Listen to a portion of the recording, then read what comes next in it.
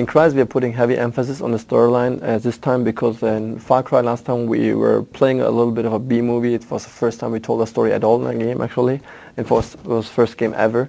So this time we said in Crysis we want to tell a story of an epic scale and nature of known in Hollywood and movies at a movie quality.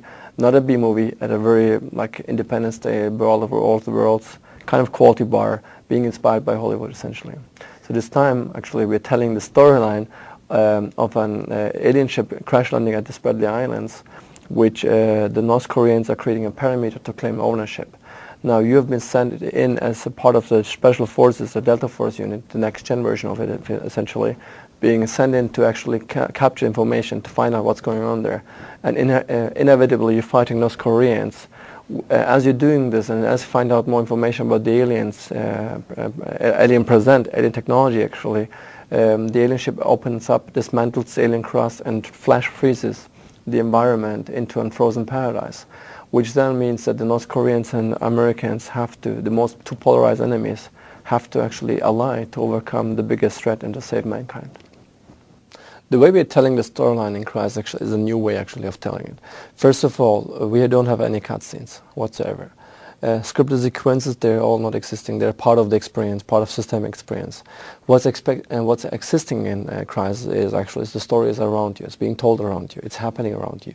The invasion moves on anyway, regardless of you hold it or not. So you have almost, you feel at least at the beginning that you have no impact whatsoever, but you do actually. The storyline actually is being told while looking at certain things.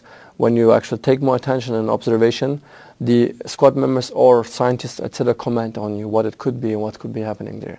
If you find certain clues in the environment, you like conclude certain events happening here.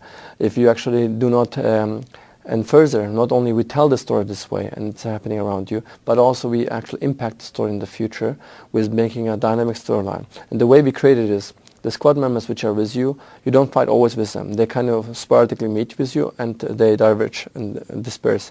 And when they disperse and divide themselves from you, they ask you to help and cover fire potentially, or choose us to like escort them essentially.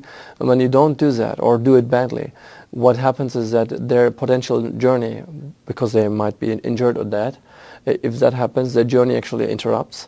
And their effect on you is modified as well. So your future is modified because you didn't take care of them. So what we are playing on is the human matters line in order to create actually drama between the characters and squad members, so that the alien invasion becomes more believable and more tangible, and that it actually has an effect on the future if you don't take care of humans. The main feature of Crysis is actually about customization, and we're customizing 3 components of the game, and the player can do that anytime. He can actually customize his suit with what we call the nano-muscle suit.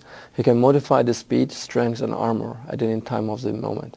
For example, he can dial up his speed to run on a tank while he dodges the shells. He can dial up the strength now to open up the hatch, and he can take out the enemy inside the tank.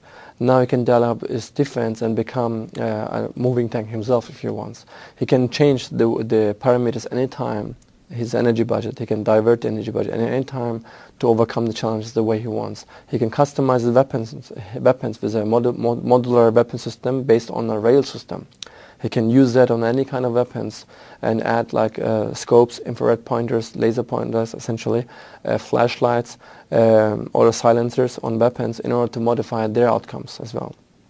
He can also modify the bullet itself with a tactical bullet. So he can modify he can choose the 3 different bullets. He can choose the standard ammunition, the incendiary ammunition, but also tactical ammunition. And tactical ammunition he can actually fine-tune. After it stick the bullet somewhere, he can actually apply up to 4 functions on each bullet. So he can like put the enemy asleep. He can detonate the little bullet and cause a little explosion which would kill the enemy.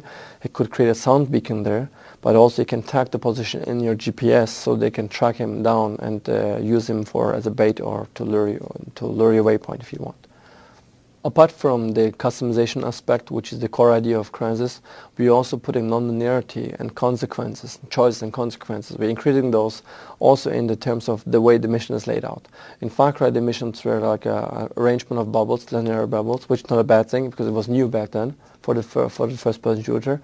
and those bubbles were non-linear in itself. Now, not only the bubbles are non-linear, the action sequences, we call them bubbles.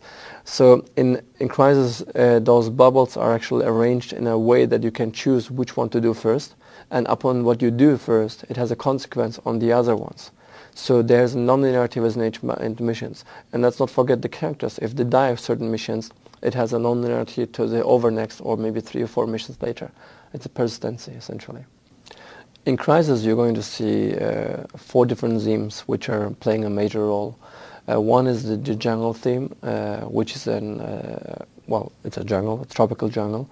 Second one is a frozen paradise, the frozen jungle. It was the way originally the concept actually was born, to actually freeze what we did before and make a biggest contrast, because people like contrast. So we said, let's make actually a cold paradise, frozen paradise. Third area is the human base, the human ship, the safety area of the human, versus the alien safety area, the alien ship. The most dangerous place for the human, of course, the alien ship itself. But once we offer these 4 different themes, this time we also said that each theme needs to bring in substantial different gameplay. So the jungle brings in collateral damage with the vegetation, and with the soft vegetation I can read AI presence, enemy presence, and so does the AI with me. The frozen environment does offer shattering gameplay, shattering and freezing, which why the frozen and shattering pieces can become projectiles. The home base is about mass destruction and massive scale, epic scale combat, which is also taking, and the storyline serves the purpose of taking away the home, the safety place from the hero. The fourth environment, the alien ship, is about zero-G gameplay, which is about freeform inside the spaceship gameplay, which is a full 6-degree of freedom, frantic combat, offering also alien stealth in that environment. In Far Cry, the multiplayer code was pretty crappy. It sucked almost, I can say. But the play mode, assault mode, was very, very strong. So and the multiplayer code was particularly bad for internet gaming. So the first thing we did after Far Cry was rewrote the entire network code from scratch and bring it up to the speed of CryEngine 2's equal bar of anything we do. So we can experience the bleeding edge network technology promised. Second thing is we are featuring the standard modes, team deathmatch, capture the flag, but all of them are tactical inherently because of the modified and because of the innovative suit and weapon system we have.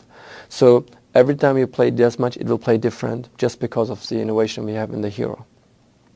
The last thing is we have a new mod called Power Struggle. The Power Struggle is about a mod where Americans fight North Koreans around alien artifacts. Upon capturing those, you can bring them to certain buildings, which then, based on the economic system, unlocks you new vehicles and weapons, and a new skill based around the weapons itself. So it's a very, very hardcore as it can get, but also it's very easy to enter and very easy to get, essentially. So we wanted to make a mod which is absolutely for the hardcore gamers. In Crysis, my favorite bits and pieces are actually being able to fly, fight with an helicopter against aliens inside the sky. I can say it's my favorite, but also I was blown away the first time when I saw the DX10 implementation of the jungles, because when I saw the amount of trees falling over, the amount of foliage bending, I was just myself blown away. And that doesn't happen in Crytek very often.